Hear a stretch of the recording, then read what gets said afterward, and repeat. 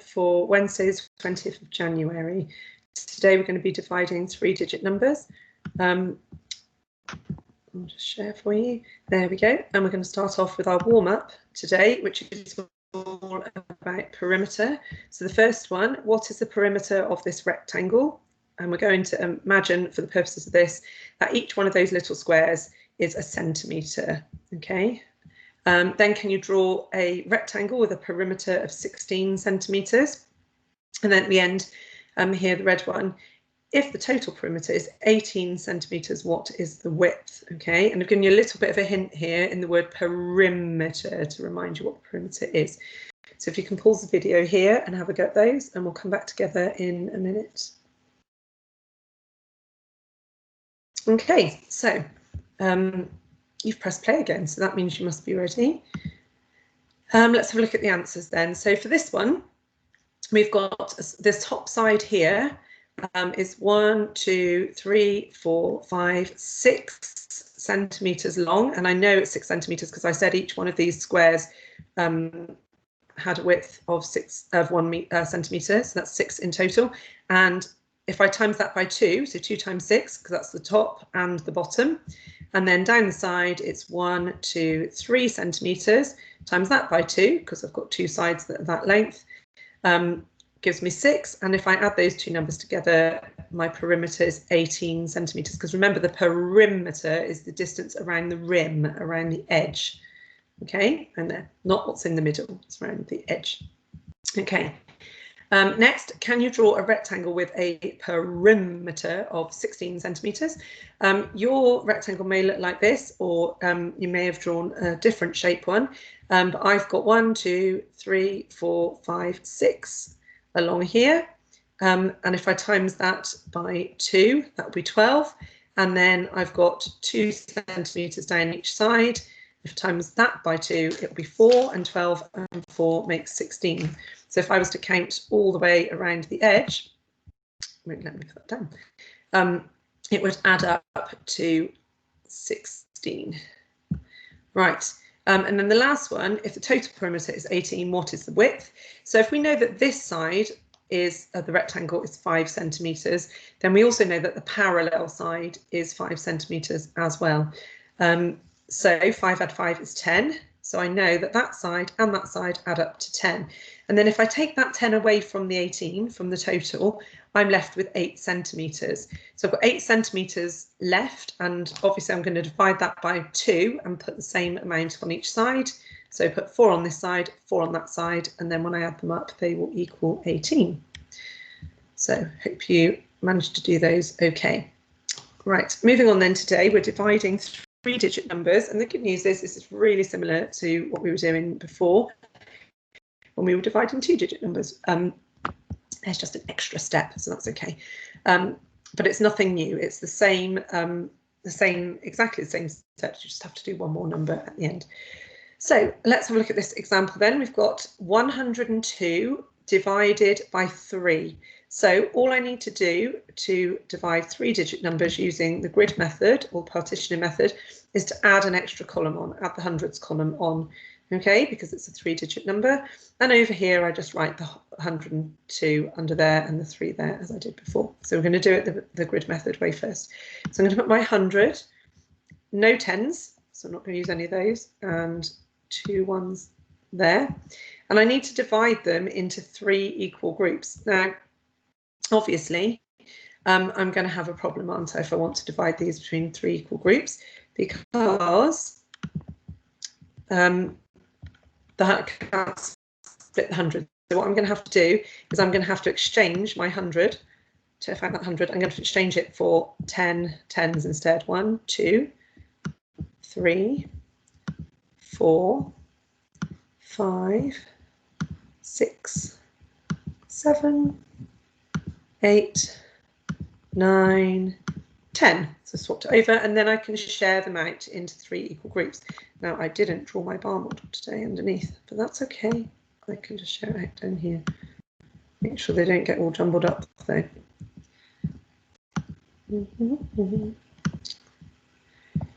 If I could sing as beautifully as Mrs. Bright and Mrs. Reid, I could sing you a song while I did this, couldn't I? But trust me, none of you want to hear my singing. I'm having lots of practice of Frozen singing lately because my littlest daughter is obsessed with Frozen. Right, here we are. So I've shaded out those. Now I've got a 10 left on its own and I can't put that into any of the piles either. So now I'm going to have to exchange this 10. So I'm going to get rid of that one and I'm going to exchange it for 10 ones. One, which I'll share out as I go. 1, 2, 3, 4, 5, 6, 7, 8, 9, 10. I've got another one, those ones to do as well. I haven't done this very neatly because it's not in all the nice boxes as it normally is, but I can clearly see I've got 10, 20, 30, and 4 ones, so that's 34. And I'm just going to check these because I've put them in a bit of a funny pile. So I've got 10, 20, 30, 31, 32, 33, 34, and then 10, 20, 30, 31, 32, 33, 34. So I'm fairly confident that my answer is going to be 34. So let's check it with our bus stop method over here. So how many groups of 3 can I make with out of 1? None. Can't make any groups of 3 if I've only got 1. And remember, I can't just ignore that one. I need to put it with in the next column with the 10s. There we go. So now I've got 10 here. How many 3s can I make out of 10? Well, I can make 3 groups of 3 out of 10, but that will only add up to 9. So I'll still have one left over, which I'm going to pop down here.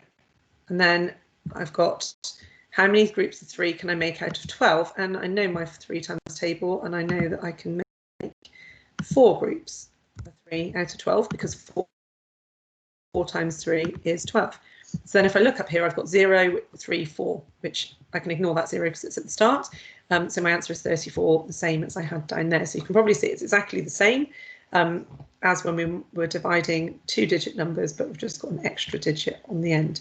So just going to move on to this page, and then down here, put them really small down the bottom, so you have to really search for them. There are some more sums. I'd like to pause the video and have a go at those, and then we'll come back together in a second and check them through. Okay.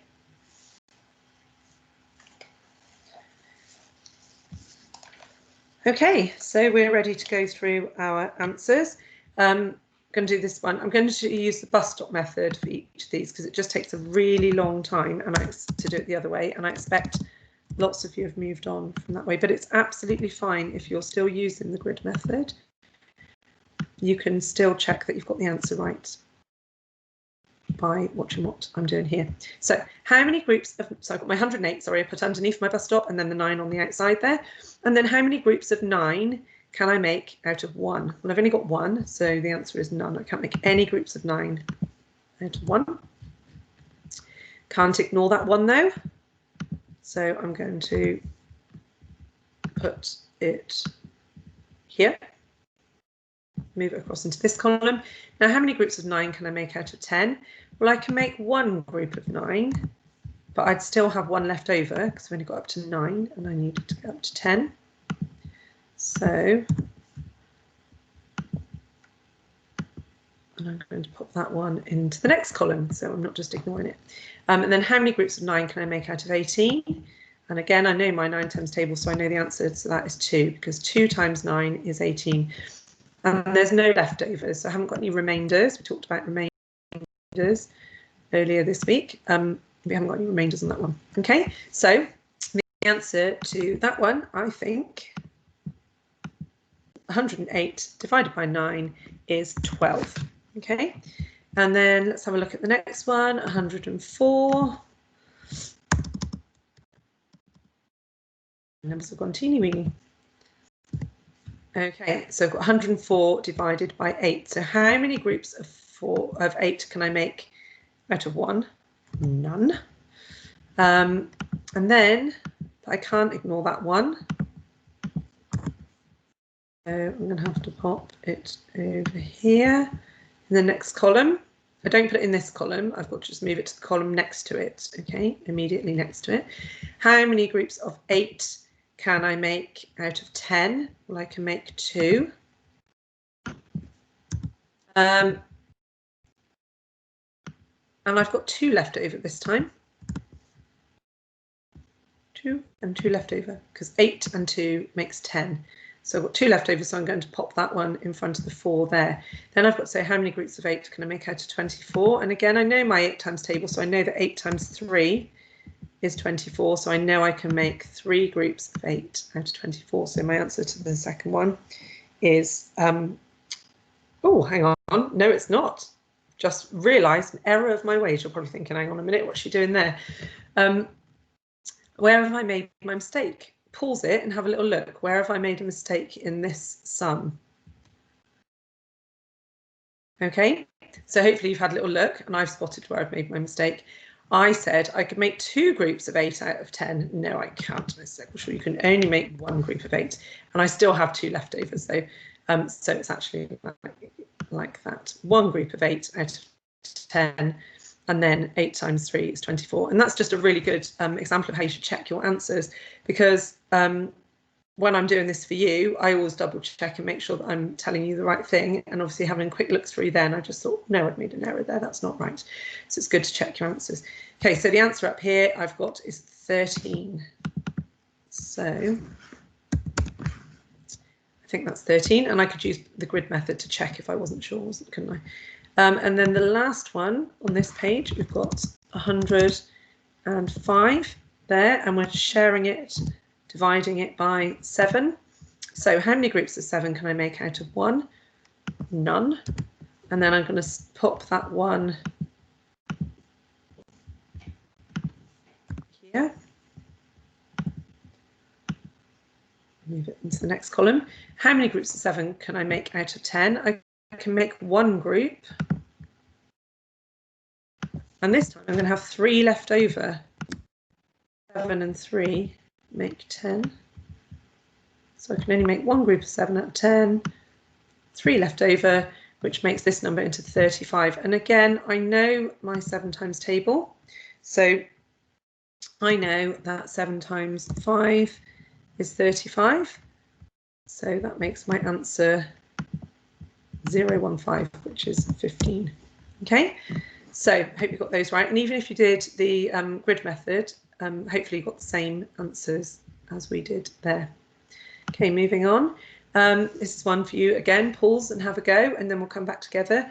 You have to add the greater than, less than, or equal symbol to make the statement correct. So we've got 627 divided by 3 and 763 divided by 7. So you need to do both of those sums and then put your greater than, less than symbol. Remember, it's like a crocodile mouth facing towards to eat the biggest answer, or an equal sign if they're the same, of course. So let's have a little try at these. So we're going to put 600 there.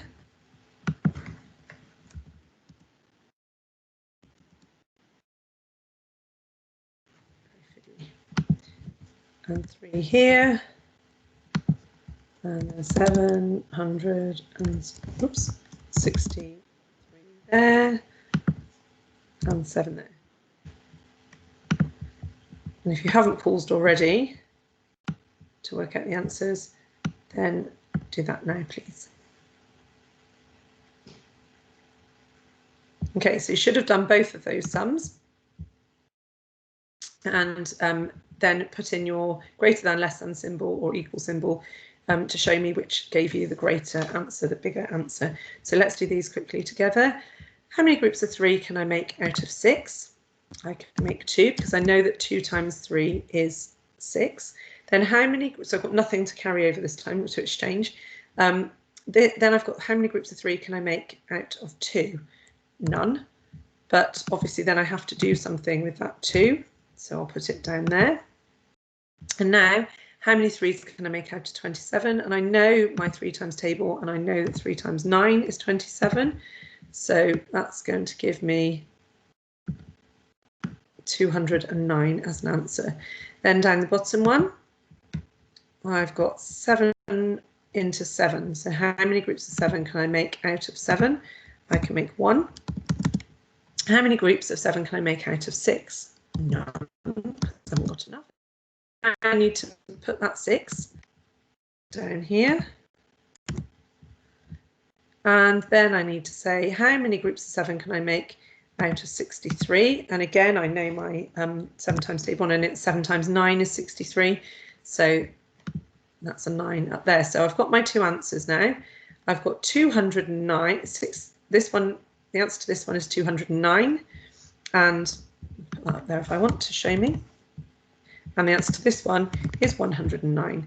So then, when it comes to doing my greater than, less than symbol, I'm going to put it facing towards this one because that's the bigger number. It's got 200s in that number and there's only 100 in that number. Okay, again, you may have done it using the grid method, and that's fine as long as you hopefully got the answer correct there. So this is your hinge question. Again, I can't really see what you're doing, but it'll be kind of your way of knowing if you know what you're doing and if you're ready to move on, because you're choosing, aren't you, if you're ready to move on or if you need to go back and watch some of the examples again. So have a try at this one, and then we will do it together here quickly. And if you get it right and you've been getting the others right, probably ready to move on to the other task. And if not, maybe go back a little bit and watch some more of the examples. So just pause it here and have a go at that one.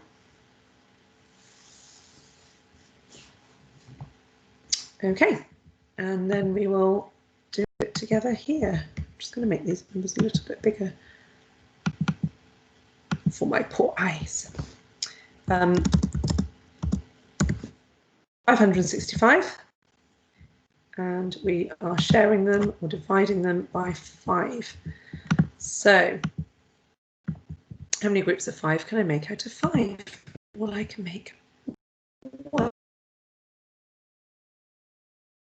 out of 6. Well, I can make 1 group of 5, then I'll still have 1 left over. So I'm going to pop that 1 here.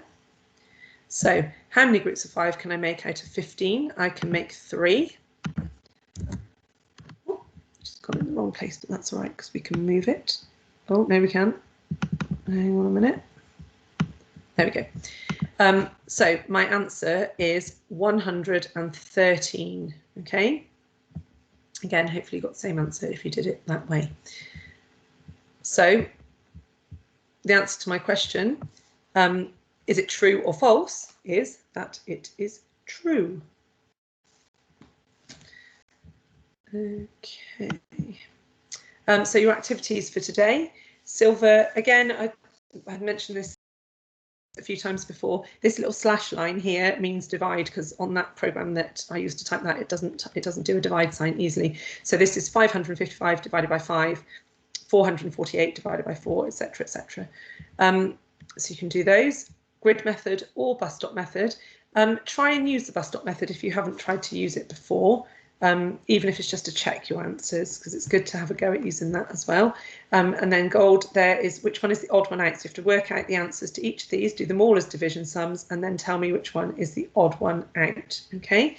And then platinum, here's your activity here. There's some statements there, and you have to say if they're true or false. But afterwards, you have to convince me. So you can't just say true, false, whichever they are.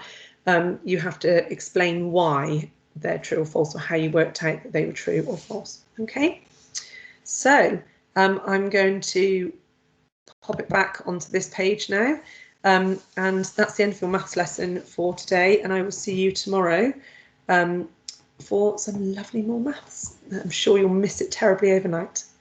Okay, bye bye.